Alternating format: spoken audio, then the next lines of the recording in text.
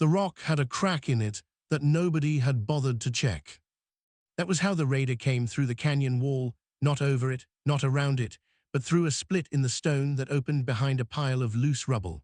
The convoy's perimeter scan had marked it as solid rock. The scan was wrong. By the time anyone on the security team realized the scan was wrong, the first shot had already punched through the lead transport's front viewport, and the canyon turned into noise. Darren Cole dropped flat before the second shot landed.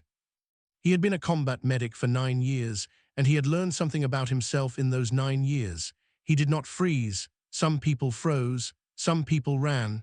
Darren hit the ground, did a fast count of what he could hear, and started thinking about the gap between where he was and where he needed to be. It was not bravery. It was habit.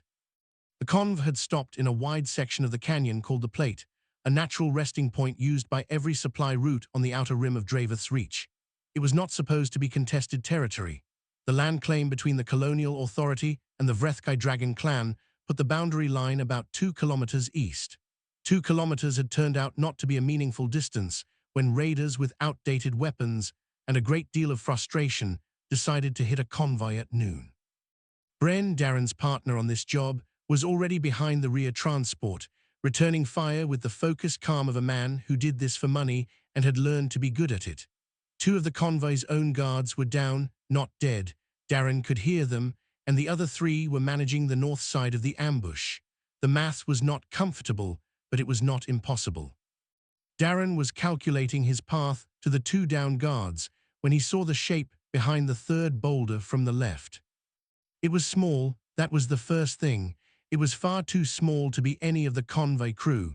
It was crouched low, partially behind the rock, and it had scales. Dragonkin were not rare on Draveth's Reach. The Vrethkai had been here before the first colonial ship landed, and the clan's territory covered most of the eastern highlands, but their young were almost never seen outside territorial grounds. They were kept back, kept safe. The old ones were proud and careful about that. This one had not been kept back. She was perhaps the size of a large dog, still in her juvenile form, with dull gray-green scales that hadn't finished hardening and wide eyes the color of raw gold.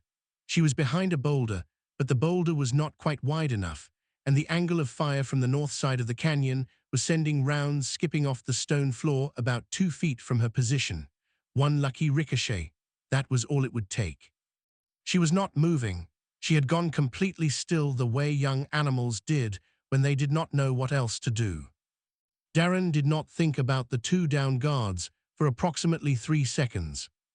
He mapped the open ground between himself and the boulder, 12 meters, mostly exposed, 2 windows of cover, a small outcrop at 6 meters, and a rusted cargo hauler at 9. The fire from the north was patterned. Bren had their attention. The gap was about 4 seconds of low exposure if he moved now and moved fast. He moved now and moved fast. He came off the ground at a run, hit the outcrop, kept moving, reached the cargo hauler, heard a round crack the stone behind his boot, kept moving. He hit the boulder hard enough to feel it in his shoulder and immediately put himself between the small dragon and the direction of fire. She made a sound, not a roar, not a hiss, something that was just pure surprise, barely audible under the shooting. He pressed his back to the rock and pulled her close with one arm, tucking her against his side. She was rigid with fear. He could feel her shaking. He had his jacket on over his light armor, and he got the jacket around as much of her as he could reach, which was not enough, but was better than nothing.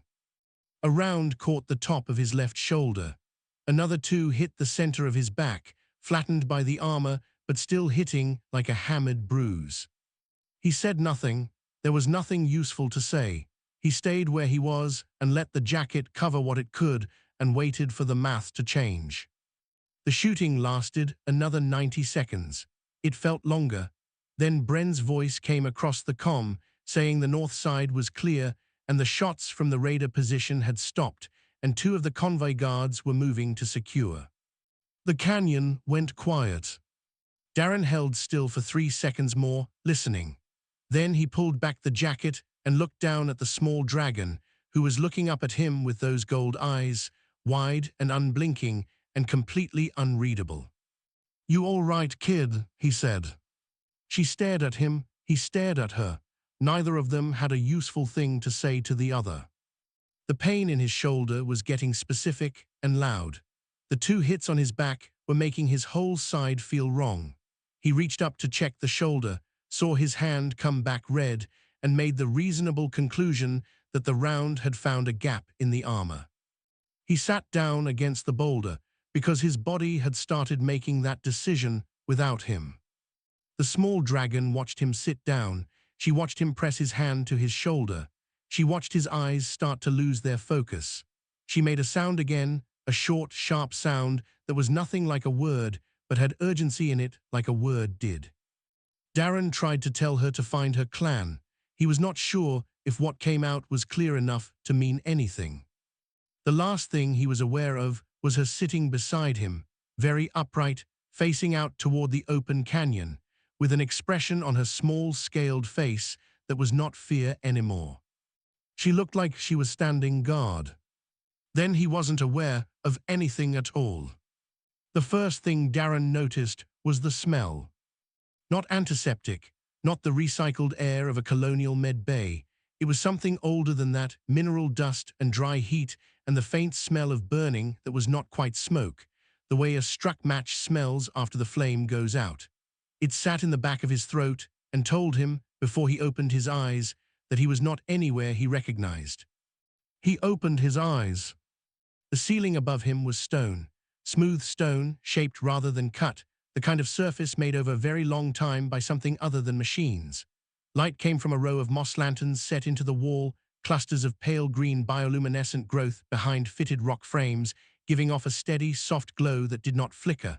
The room was large. The room was warm.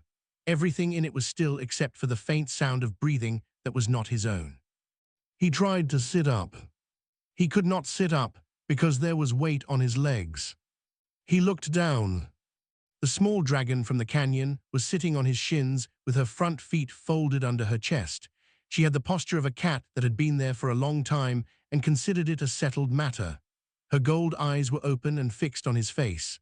When he looked at her, she made a sound that was one short syllable, rising at the end, like a question that was really a statement. "Hi," Darren said. His voice came out rough and low. She made the sound again. He became aware that the room was not empty. He became aware of this because he turned his head to the right and found that the wall was not only a wall. Along the entire right-hand perimeter of the room, at intervals of roughly 3 meters, stood figures, 7 of them, tall, much taller than the dragonling on his legs, fully upright, with broad armored chests and wings held flat against their backs and weapons worn openly on their sides. They faced outward toward the room's single doorway and its 2 window openings.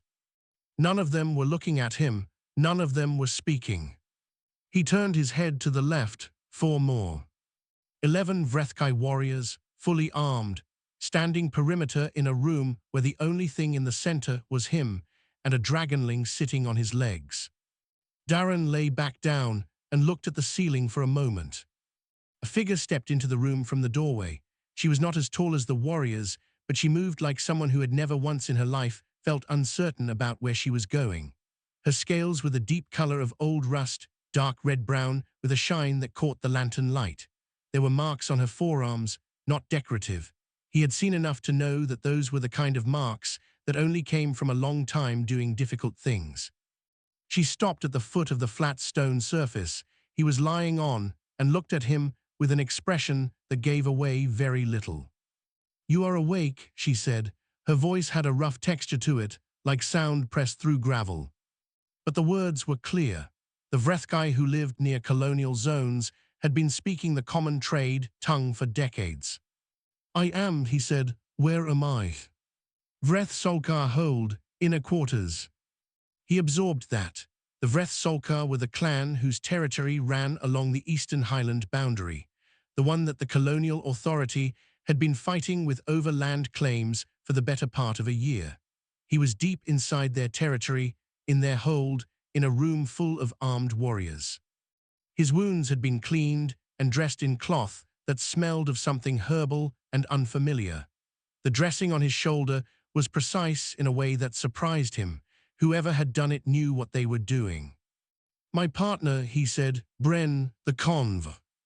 Your people are unharmed. Your partner was told where you are." A pause. He was unhappy about it. "That sounds right," he looked at her. "You're her mother." The warrior's expression shifted, just slightly, in a way he could not name. "I am Rhea, and yes, this is Vea." She said the dragonling's name with a slight change in tone, not softer exactly, steadier. The dragonling, apparently hearing her name, straightened up on his legs and made a series of sounds directed at her mother that had an unmistakably self-satisfied quality. Rhea answered in a word that was clearly a short command. Vea made a different sound and did not move from his legs. Rhea looked at him again. "What you did falls under Shalvrek." She said it like a legal statement, flat and precise. "You know the word." He had heard it. In the context of Vrethkai custom, he knew what it meant in rough terms. "Life debt," he said. "More than that." She paused, as if choosing which words were accurate enough. "Shalvrek means your life was given into her life in the moment of danger. The clan holds that as a debt on its name.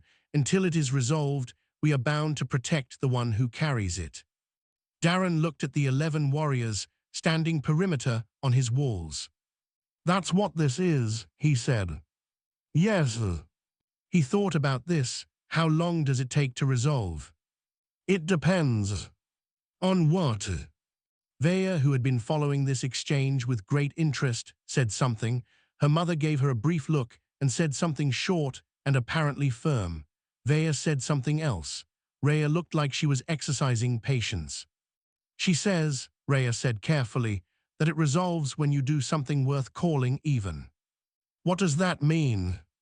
Vea answered herself before her mother could, in a string of sounds that was clearly explanation and had a great deal of enthusiasm in it.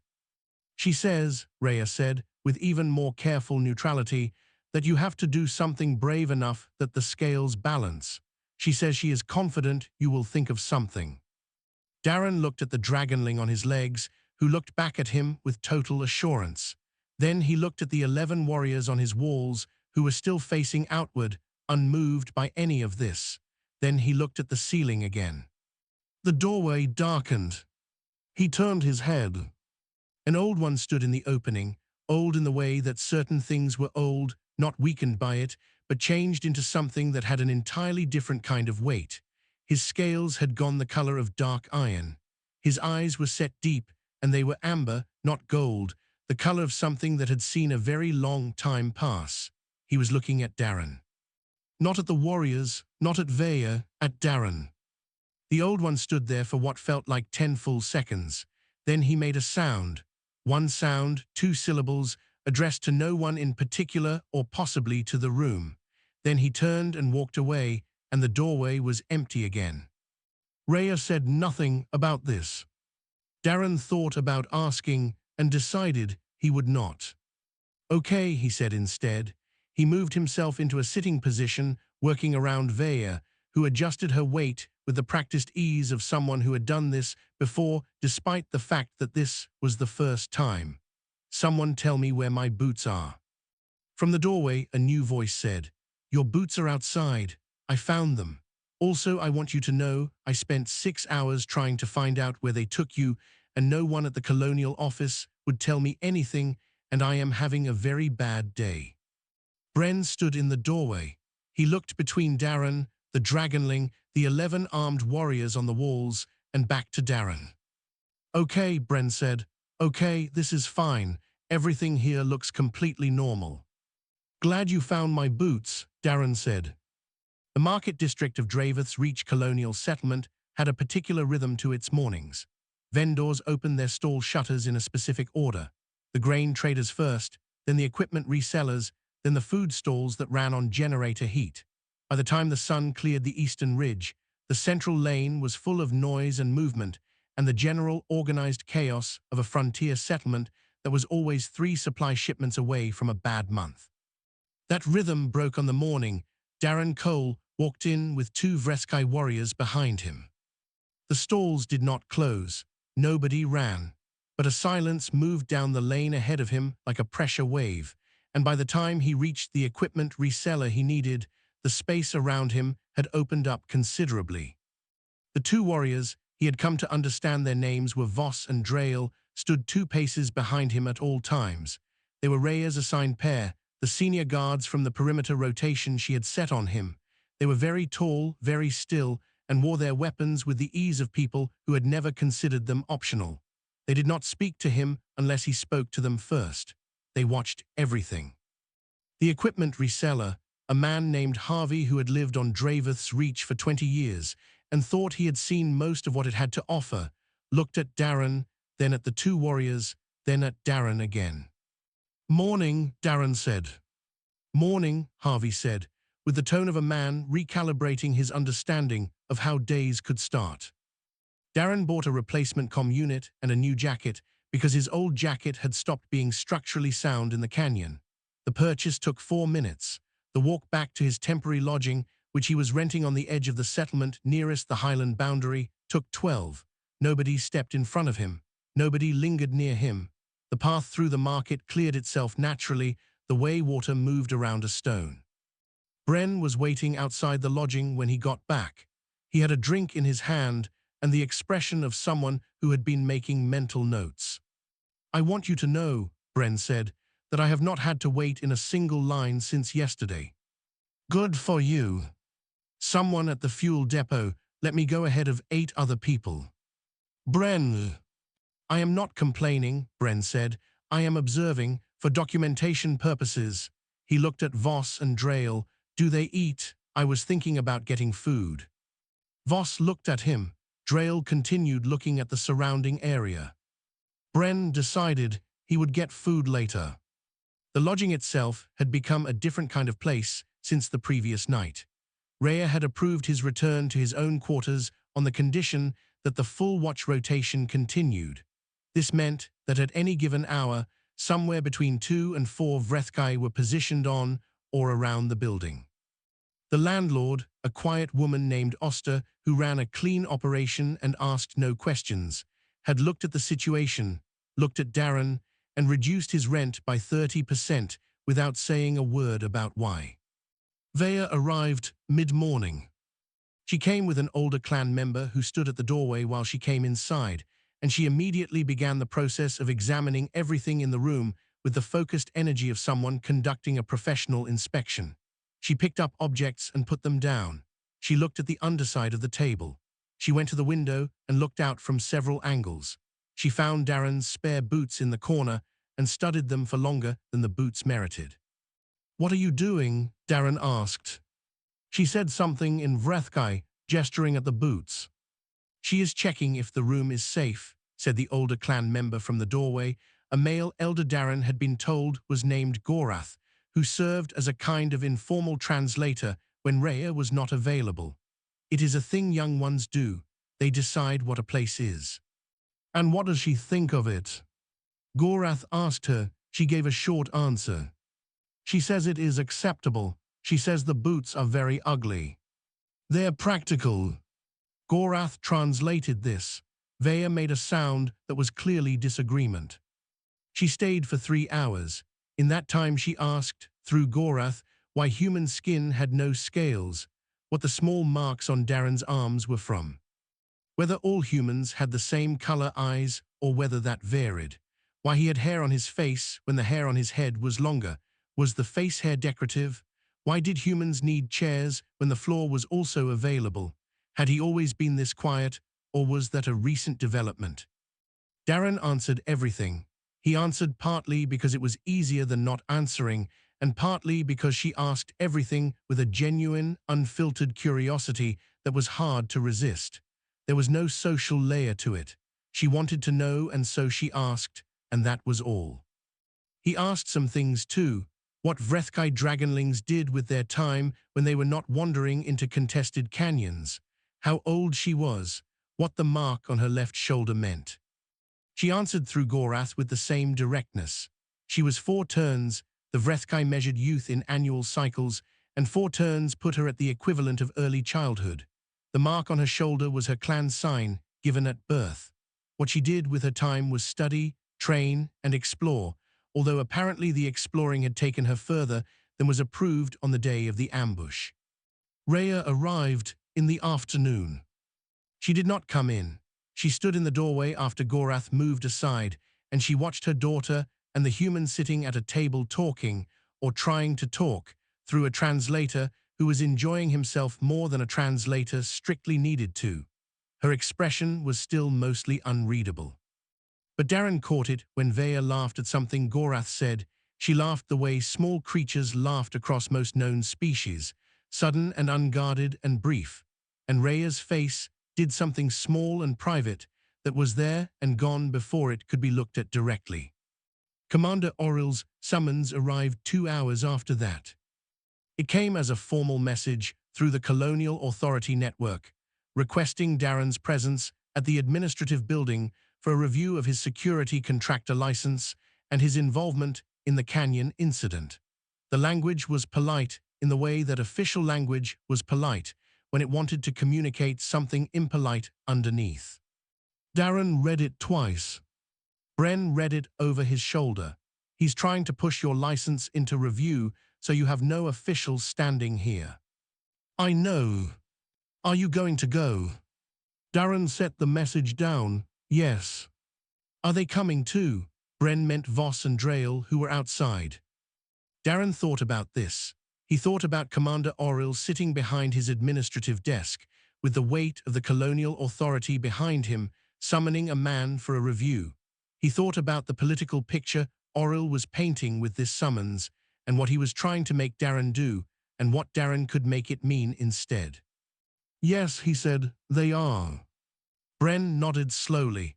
You know the entire admin building is going to stop working when you walk in. Yes, Darren said, that's fine. He picked up his jacket, the new one, which Vaya had already inspected and found adequate, and started for the door. There was a particular kind of official in frontier colonies who had learned that power on the outer rim worked differently than power in the central systems. In the central systems, power had layers. There were oversight bodies and review committees and appeal processes that moved slowly and therefore moved safely. Out on the rim, a man with an office and a sealed authority stamp could build things and break things in ways that the central systems would not notice for months, sometimes years. Commander Oryl had spent 7 years learning to be that kind of official, and he had gotten good at it. He received Darren Cole in his office with the expression of a man doing a routine administrative thing. The desk between them was large and deliberately placed. Behind Oryl, on the wall, were 3 framed documents: his authority charter, the colonial settlement seal, and a survey map of Draveth's Reach with the boundary lines marked in clean red ink. Voss and Drael had been stopped at the building's outer entrance, as Darren had expected. He had let them stop there. He walked in alone. He sat in the chair across from Oryl's desk without being invited to. The license review, Oryl explained, was a standard procedure following an incident involving contractor personnel in a contested zone. He used words like procedural clarity and documentation requirements and area of jurisdiction. He was smooth about it. Darren let him be smooth. When Oryl finished, Darren said, "You're freezing my work rights while the review is open." Oryl said, "That was standard procedure." Darren said, "How long does a standard review take?" Oryl said, "It varies." Darren looked at him for a moment, then he said, "Is there anything else?" Oryl said that the Colonial Authority was also opening a formal inquiry into the circumstances of the Canyon incident, specifically regarding the presence of a Vrethkai miner in the contested zone. He used the phrase possible territorial incursion, and he let it sit in the air between them like something he had just placed very carefully on the table. Darren did not pick it up. "You're suggesting Vaya was used as bait." "I am suggesting that the circumstances merit review." A 4-year-old dragonling. The Vrethkai are a calculating people, the clan leadership. You think Solkar the Old sent a child into a canyon full of raiders on purpose, Darren said, to manufacture a life debt with a mid-level security contractor so that he could do what exactly? Oryl's expression stayed smooth. That is for the inquiry to determine. Darren stood up. He picked up his copy of the summons from the desk. "I'll be cooperative with the review," he said. "I'll submit documentation." He folded the summons once, put it in his jacket pocket. "Is there anything else?" There was not. He walked out through the administrative building and found Voss and Drail outside the entrance where he had left them.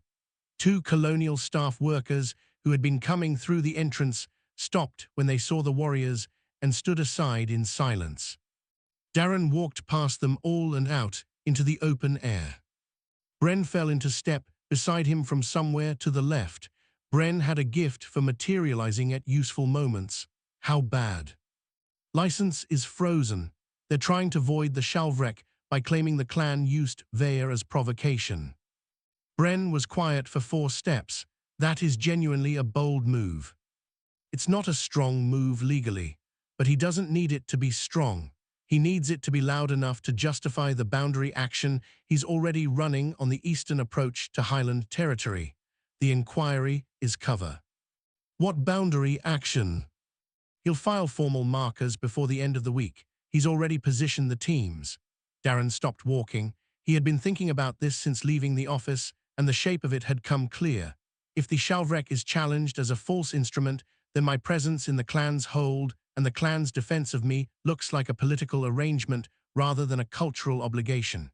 It muddies the interspecies boundary accords. It gives him room to move. Bren stared at him. He's using you to come after the whole clan. He was always coming after the whole clan. I'm just the current angle. Bren looked at Voss and Drail, who were standing 3 meters back, watching. Then he looked at the sky with the expression of a man asking it for guidance and receiving none. So what do we do? Darren thought about what he needed to do and in what order. I need to speak to Solkar. Bren blinked, the old one, directly. Yes.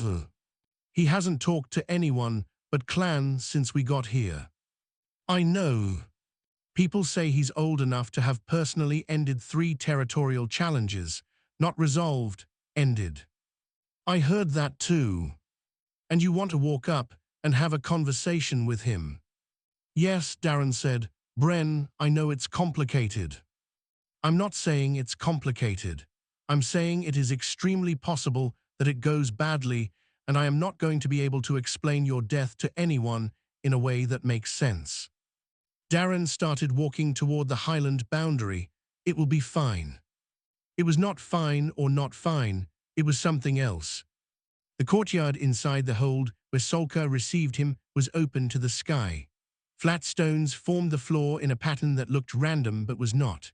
At the center, on a low square rock that was slightly apart from the others, sat Solkar the Old. He was working on a blade, a long-handled weapon with a curved edge held across his knees, which he was running a sharpening stone along in a slow, even motion. He did not look up when Darren entered. He did not stop sharpening. There were no other warriors in the courtyard. This surprised Darren enough that he paused. He walked to a spot that felt right, close enough to speak at a normal volume, not so close as to misread the distance, and he stopped. Solkar sharpened the blade. Darren waited. He had been trained in field medicine, which meant he had been trained to wait in situations where waiting was the only option and action would make things worse. He was good at waiting. After what was probably 2 full minutes, Solkar stopped the sharpening stone. He looked up. His amber eyes were very steady. They had the particular quality of eyes that had long ago decided to see things as they were rather than as they were hoped to be. Darren told him everything. He laid it out in plain words in the order it had happened. The summons, the license freeze, the inquiry language about the clan, the boundary team's oral was positioning. He did not add conclusions. He did not ask for anything. He just put the facts down in the open air between them, the same way a person put tools on a flat surface before a repair job. Solkar listened. When Darren finished, the old one was quiet for a moment. Then he said, in a voice that was low and slow and had no performance in it at all, "What do you intend to do about it?" It was the first time Solkar had spoken to him directly. Darren said, "I'm going to make it very difficult for him to continue." Solkar picked up the sharpening stone and resumed work on the blade. He did not give Darren permission to act on behalf of the clan. He did not offer resources or alliance or formal sanction. He simply continued what he was doing, and in that continuation said everything he needed to say. Darren nodded once and left the courtyard. On the wall above the entrance, he did not look back, and so did not see Rhea standing on the upper walkway, where she had been during the entire conversation. She had arrived 2 minutes before Darren had, drawn by instinct or perhaps by the knowledge of what her clan patriarch was doing, when he received a visitor in the open courtyard without a guard around him. She watched the human leave the courtyard below. She stood there for a moment after he was gone.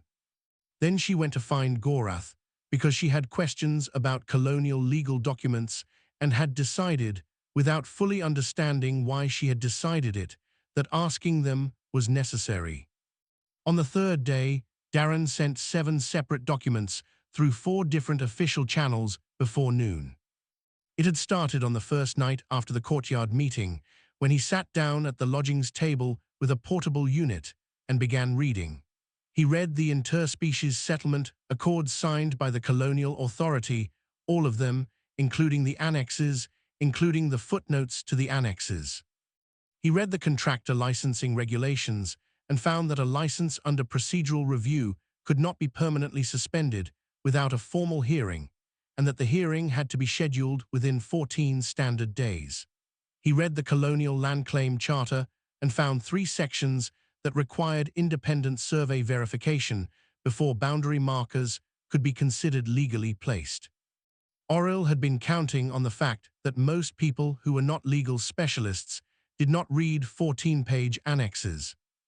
Darren was not a legal specialist, but he had spent 9 years in military service, which meant 9 years of reading operational regulations with his career on the line if he missed something. He read the same way he had learned to read terrain in the field, looking for the places where the surface said one thing and the ground underneath said another. On the second day, he contacted a journalist. Her name was Fen, and she worked out of the relay station 2 systems over, producing broadcasts for the Outer Rim Settlement Network. She had been covering colonial land disputes for 6 years. When Darren sent her a brief summary of the situation and the specific documents that contradicted Oril's boundary action, she sent back a message in under an hour that contained 2 words and 1 question mark. The 2 words were, "Send everything." He sent everything. By the 3rd day, the formal grievance he had filed through the Colonial Oversight Network, citing sections 14, 17, and 31 of the Interspecies Accords, the independent survey requirement, and the licensing review timeline violation, had triggered an automatic hold on Oril's boundary marker process. This was a standard procedural response. The colonial authority system did it without any human judgment being involved. A certain combination of flags in a filed grievance triggered a freeze until the flags were resolved. Darren had filed for every flag he could find. Oril's boundary teams arrived at the eastern approach on the 3rd morning and found that they could not legally place markers until the hold cleared. This would take, at minimum, 3 weeks, possibly more if the independent survey requirement was formally invoked, which it now was because Darren had filed that too. He found out about Rhea's involvement on the 4th day, when Gorath arrived at the lodging carrying a folded set of documents and a look of dignified amusement. Rhea would like to know, Gorath said, what the phrase formal countersignature means and when it should be used.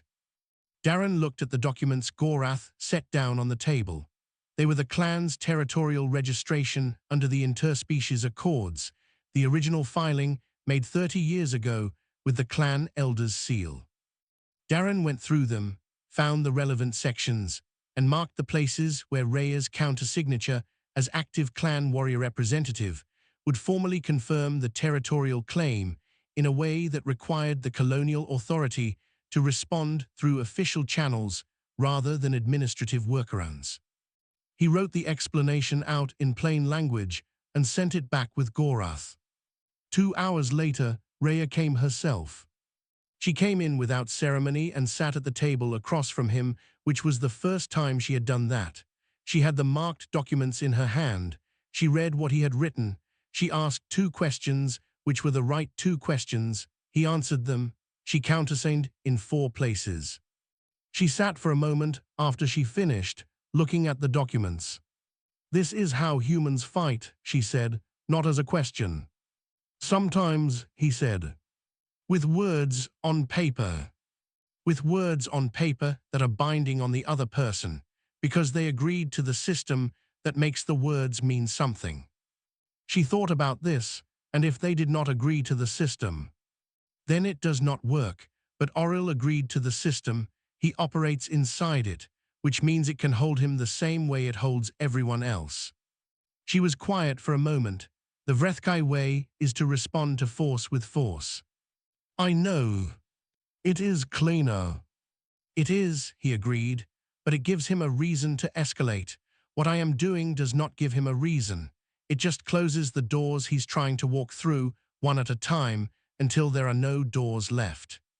Rhea looked at the documents, and then he has to stop, or he has to do something so clearly wrong that the oversight bodies above him cannot ignore it. Either way, the clan's standing is protected. She stood up. She picked up the documents and held them with the same precision she held her weapons. "I will give these to Gorath for filing," she said. "Third channel, not first," Darren said. "The first channel routes through Auril's office." She paused. "You knew that?" "Yes." She gave him one long, measured look. Then she left. Bren, who had been sitting in the corner of the room doing something with his own comm unit and successfully pretending not to listen to any of this, waited until the door closed and then said, "She respects you." "She's being practical," Darren said, pulling the next set of documents toward him. "She sat at your table," Bren said. "She asked you questions and listened to the answers. That is not just practical. That is Rhea deciding you are worth listening to. Do you know how long it takes most people to get to that point with a Vrethkai warrior caste?" I asked Gorath. He said sometimes it does not happen at all. Darren did not answer this. He was reading a subsection of the survey requirement that had a clause he had missed the first time. Vea arrived in the afternoon. She came in with less ceremony than usual, which meant she did not conduct a full room inspection before approaching. She went directly to the table, looked at the documents spread across it, and made a sound that was clearly an inquiry about what all of it was. Darren showed her the documents. She could not read them, obviously, but he showed her where the marks were and the signed sections and the filed stamps. He explained in simple terms, saying that these were the rules Auril had agreed to follow and that he was finding all the places where Auril was not following them and making those places visible to people who were supposed to make sure everyone followed the rules. Vea listened. Her gold eyes moved from the papers to his face and back. When he finished explaining, she reached into the small carry pouch at her side. She took out a rock. It was small and dark green, with a natural crystal seam running through it that caught the light. She held it out to him on her open palm. Her expression was very serious. He took it. It was smooth and cool. "This is a good rock," she said, in the trade tongue, not in Vrethkai, which was the first time she had spoken to him directly without Gorath. "It is," he said. "Thank you." She gave a short nod, as if this settled something that needed settling. Then she went and sat near the window and watched the highland ridge in the distance with the focused attention of someone who was also thinking very hard about something. Darren put the rock in his jacket pocket. He went back to reading. By the end of the week, 3 colonial oversight inquiries were open into Auril's boundary action. Fenn's broadcast had aired on 2 networks. The formal hearing on Darren's license review had been scheduled, as required by regulation, for 8 days out, which meant the freeze on his work rights would lift well before Auril could manufacture anything further. Auril's office was not responding to messages. Auril himself, Bren reported, had been seen twice at the administrative building, looking like a man who was standing at the edge of something he had not planned on finding there. Darren read that report, set it down, and for the first time in a week slept a full night without reading anything. It was very quiet for a building being held by 11 armed warriors. That was the thing Darren noticed when he came back to awareness. Not noise, not the sound of a fight, just a very complete, very particular silence, the kind that only settles over a place after something loud has already finished. He was on the floor of the lodging's main room. He did not entirely remember getting there. Something had woken him at a wrong angle, and he had come off the sleeping mat and moved toward the door before he was fully awake, and then he had been knocked back by a pressure wave from the outer wall and had hit the floor. He was fine, his ears were ringing. The wall had a crack in it that had not been there before. Vaya was sitting on his legs. This was becoming a pattern. She was facing the door, upright, with both front feet planted flat and her small jaw set in an expression that communicated very clearly that whatever had come through the door would have to go through her first, which given current conditions was not nothing. "Hey," he said, his voice came out rough. "Vaya, are you hurt?" She turned, looked at him, and said something in Vrethkai that was short and firm. Then she turned back to the door. "I'm going to take that as a no," he said. From outside came the sound of voices, not fighting, reporting, the structured sound of warriors accounting for a situation. He recognized Raya's voice in the pattern of it, short directives and shorter acknowledgements, the rhythm of someone who had just finished something and was making sure it was finished. He sat up. Vaya adjusted her weight without taking her eyes off the door. "You can stand down," he told her. "It sounds like it's over." She said something he was fairly certain it meant, "I will decide that." Raya came through the door about 3 minutes later. She was carrying her secondary weapon in her left hand rather than having it sheathed, which said something about how recently things had stopped requiring it. She looked at Darren on the floor, then at Vaya on his legs, then at the cracked wall. "The raiders that were taken after the canyon incident," she said, "they were released this night." Darren had been working on what was responsible for the crack in the wall and was arriving at a conclusion. Auril released them. "Yes, they were given information." "How many came?" "6, she paused. "They will not be able to do this again." He took the meaning of that. "Were any of your people hurt?" She looked at him for a moment as if the question was slightly unusual. "No." "Good." He moved Vaya gently off his legs and stood up. His head was still ringing, but it was clearing. He put that in writing somewhere, a release order for prisoners under review that does not disappear. Raya sheathed her secondary weapon. "Your partner is outside. He says Fenn's network has already reported the release. There are questions being asked in the Colonial Authority about who authorized it." Bren came through the door immediately after, which meant he had been standing just outside it. "4 colonial officials have gone quiet on the Authority network in the last hour," he said. "Auril's office posted an emergency unavailability notice. Someone above him is making calls." He looked at the wall. "Also, your wall is cracked." "I noticed." "I can ask Oster about repairs." Bren looked around the room at Vaya, who had resumed watching the doorway, at Raya, who was watching Darren, at the general shape of a situation that had moved fast and settled into something new. "It worked," Bren said. He sounded like he wanted to be certain before he committed to the feeling. "Everything you filed, the broadcasts, it worked." "Auril made it work," Darren said. "I just made sure there was enough on record that when he did something he could not take back, everyone already knew the context." Bren nodded slowly. "That is either very clever or very lucky." "Probably both," Darren said. The formal gathering happened 4 days later.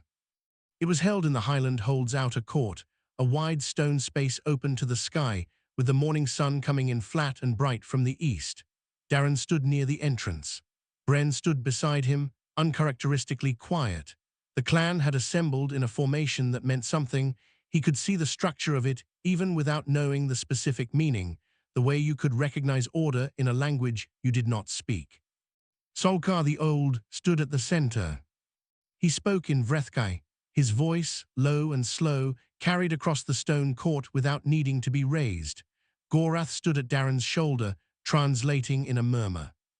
Solkar spoke about the Shalvrek and its conditions. He spoke about what the obligation had required and what had passed during the time of it. Gorath translated steadily, keeping up with the pace of the Old One's words. Then Solkar said something that made Gorath stop for a moment before continuing. He said that the debt was fulfilled, not because an action of equal weight had been performed, but because the clan had observed the conduct of the lifeholder across the duration and found it consistent with Vrethkai principles of action.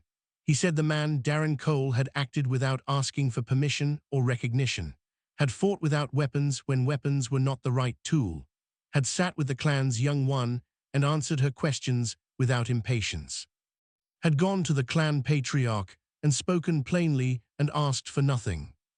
He said these things were known among the Vrethkai. Then he said the words that Gorath translated carefully and slowly, Vrethshan. Gorath said in a low voice, "It means one who is counted among us without being of us. It means you have a place here that does not go away. There is no direct word for it in your language. It is the closest thing the Vrethkai have to saying, you belong." The court was very still. Darren said nothing for a moment. Then he nodded. It was not a small nod. It was the nod of a person who understood the weight of what had been given and was not going to make it less by talking around it. Solkar looked at him from across the court for a long moment.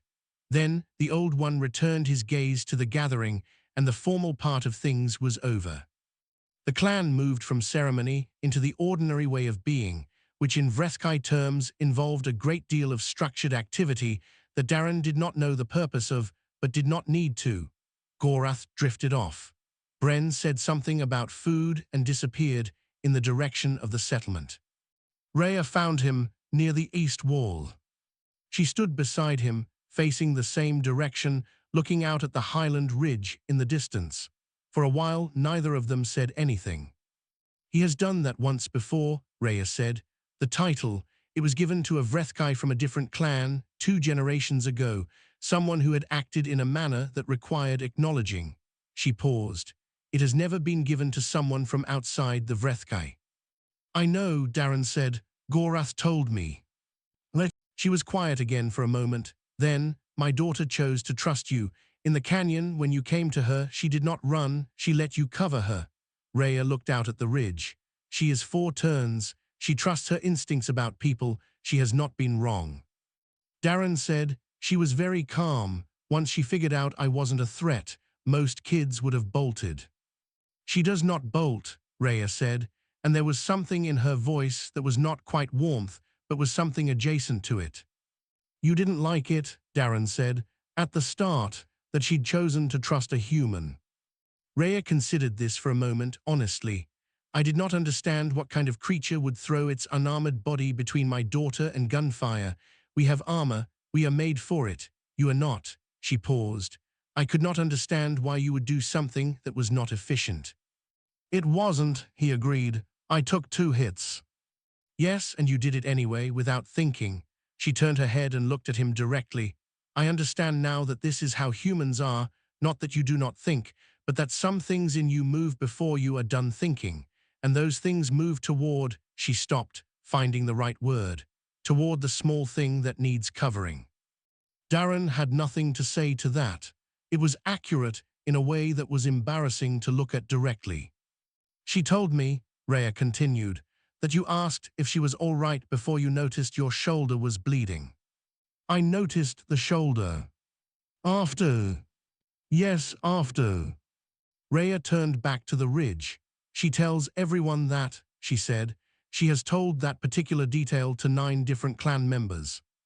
He almost said something and then did not. He put his hand in his jacket pocket. The stone was there, smooth and cool. They stood by the east wall until the sun cleared the ridge and the shadow pulled back across the highland stone.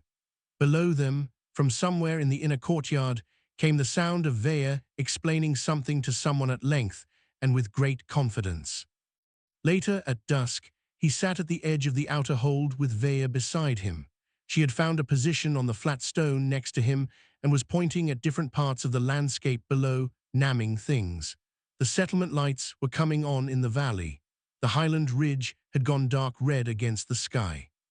She pointed at a cluster of stones at the base of the ridge and said their name in Vrathkai. She said the name again, slower, and looked at him. He tried it. He got it approximately wrong. She made a sound that was clearly corrective and said it again. He tried again, slightly less wrong. She made a sound that was possibly approval and pointed at the next thing. He held the rock in his hand. The crystal seam caught the last of the daylight and threw a small bright line across his palm.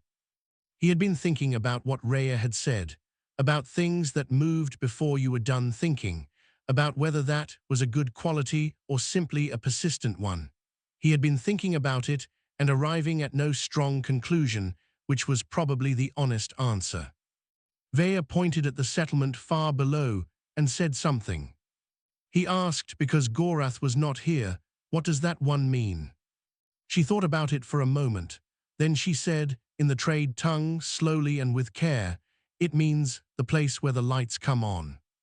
He looked at the settlement. The lights were coming on, one by one, down through the valley. That is a good name for it, he said. She made the satisfied sound she made when something had been correctly evaluated, and went back to pointing at things that needed namming. He stayed where he was and let her name them and listened. The rock stayed in his hand. He did not put it away.